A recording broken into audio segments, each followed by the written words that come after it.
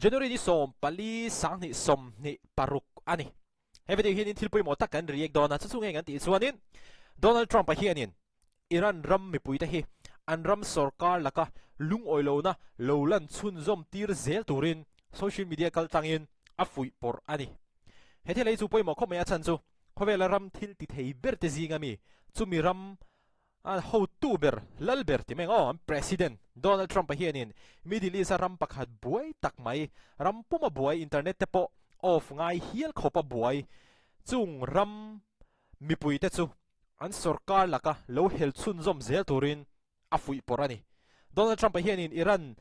sarkar laka hianin engamani thil ti te po atum po ni mai theya nimin lama po kan react to hethila hi hemi video hianin kan react chun zom don ani a social media platform a chuanin Donald Trump a hianin Iran ram mi pui te chu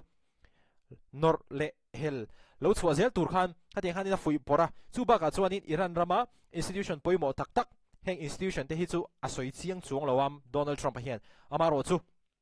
kan thathiam mai ome e an ram in rel bol na atana mun poimo tak tak te khang kha lo la chun zom zel turin lo lak be zel turin Donald Trump a hianin Iran ram mi pui te hi a fui ani ti chuanin Donald Trump a hianin hei mai hi adu tok lowa social media hianin Iran sarkar laka lung oilo na lantir Iran official te na an tha tak te kha mo khang te kha ator pui thu le chung Iran ram mi pui te lo that tu te lekha tiang Iran ram mi pui tha na ko nga in nam noi zong zong sipai ni mo official an ni mo khang zong zong te kha lo chin chi vectorin Donald Trump a hianin Iran ram mi pui te hi aron fril bokani khang mi te kha an lo chin chia ani chuanin nakina khang mi te kha nin an turan seng don ani ti zong in Donald Trump a chuanin social media kal tang hianin Iran ram mi pui te hi heti hianin aron fril ani hei mai hian ni lo atopa hianin Donald Trump a signature mo maga Make America Great Again tiang deuh khanin Make Iran Great Again mo khatiang zong khanin thu kha aron swatel bokani hethila hi chu common lo khop maya ram pakhat president ram dang buaina in rol tat mai kha mo hethila hi chu a common lo khop mai chuan hei mai hi ani lawa hei thil poimo sensitive lutuk Donald Trump a hianin a tile bokani chu chu nge kan ti chuanin hei Trump a hianin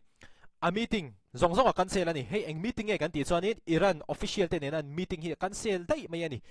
a chan chu nimina po khan kan react to ani Iran sarkar official te hi anin US sarkar te kha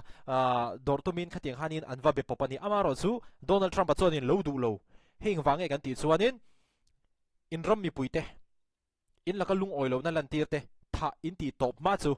eng in biak na ma atheng lawang te in Trump a hian hetiang hianin lo dong song thadu reng reng lawani chu fan chuanin Trump a hianin Iran ne na meeting an nei tur zong zong kha a cancel vek ani White House and Press Secretary Caroline Levitt po hian hethila hi aron confirm to nge nge ani Trump a chuanin Iran chungchanga national security meeting tur hi kha kha a cancel de ani atil du lawani ti in Caroline Levitt po khanin aron soi to nge nge ani this one Donald Trump a chuanin help is on the way ati Iran ram mi pui te kha lo lungai lo tur le aron tran pui vat don ani ti aron tran pui vat don ani atia zo hanin Trump a chuanin lo soi to boka hi press meeting an han zot chiang ani press meeting chuanin Trump an hena eng tiang takin nge Iran ram mi pui te hi tran pui don an ti a ta chuan Donald Trump a chuan hetiang hian a chang ani nakina ahuna lo thlenga nga in hremayang hatiang zo hanin a chang fel at mai ni a chan chu Trump a hianin eng tiang mangin nge Iran ram mi pui te hi a tran pui don ti hi chu a soilok du big lawani a soilok ten Iran ram sarkar te khan lo win ring theyanga kha wang hanin heta tak hi chuanin confidentiality kha engmo chena hanin maintain kha ngai dona aruk thei ang bera athil ti tum kha azia vete tangai don mo nakina hanin aron surprise thut don ti na ni he thila hi Trump thuron soi hi khovelin makati me maya abikin Iran le Russia te hian makanti ya Iran chuanin Iran official te chuanin Trump le Israel Prime Minister Netanyahu te hi Iran ram mi pui te thattu anga hanin an chu ve top mai ani kha amaro chu Iran ram mi pui te chuan oi sak don lawa Iran ram mi pui te chuan tuna chuanin Trump hi an mani lamtang anga an ngai jok to ani amaro chu Iran sarkar chuanin Trump le Israel Prime Minister te hi an ram mel ma ang hanin an lo chu ve char char bokani tin Russia lampang po hianin Trump pa thilti tumdan hi an ron dem khop maya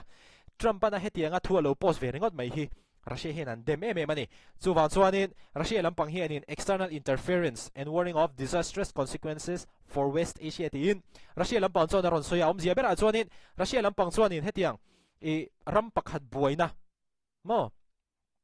churam pakhat buaina ani pon lammi enroll na turan ni love tiang zong hian Russia hianin US President Donald Trump thu post dan te hi andem ani hetianga ava enroll ani chuanin khumi West Asia khomol pia khuanin thil thalo tak te po atheng thei ani Middle East ang hin thil thalo tak te po atheng thei ani tin Russia lampang chuanin andem mai ani heti ani mek lai hianin US lampang chuanin an sipai chungchanga te ma an lo la ve zela heta hianin Al Udeid Airbase Qatar oma hianin coordination cell thar andina he airbase Qatar om hi Iran atang hianin kilometer zan hi atang zathum ve leka hla ania suhan chuanin US hianin Iran hi beidu se chu hemi Al Udeid Airbase Qatar hianin ai na sale zuazok te pon backup te po kha an kowin jet fighter te po kha an ron tumtir rum mai thei ani tuna hianin jet fighter tam tak le thona tam tak hi hemi airbase lama hianin US airbase lama hianin an tam to ani ti kha kan ria to khanimin lama po kan react to khamo tin hei mai hi ani lova US embassy te chuanin emergency in thuan chuwa America ram mi pui zong te tuna hianin Iran hi in chua san vek tur ani tin